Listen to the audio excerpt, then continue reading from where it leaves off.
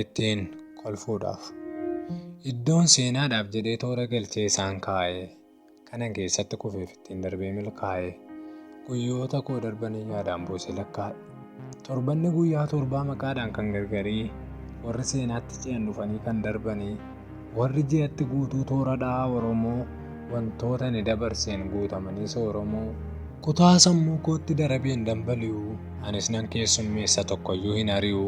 Taa'een nagaa gaafadha galmee keessaa dubbisee gama tokko jalqabee gara kaanitti dubbisee jirtuu faan ittiin jedha harka koo itti raasee warra hafuu barbaadan dirqisiisee gadi yaasee.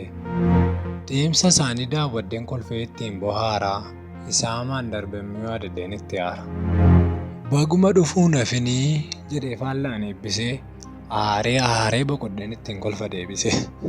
Kikisseen itti qasaa waan darbeen ba'uu dhiisee hirribarraa dammaqee sireerra duddaan ciisee. Kaleessi aarii qabu waarii waliin darbeera. Anis kana hubadhee guyyaa kootiin argeera. Yoosuu maafan booree guyyaa darbe daadhee jedheen kophee hidhachaa faana kootiin dhaabadhe. Guyyoota koo sokkaniin akkan kolfuun dhaadadheen.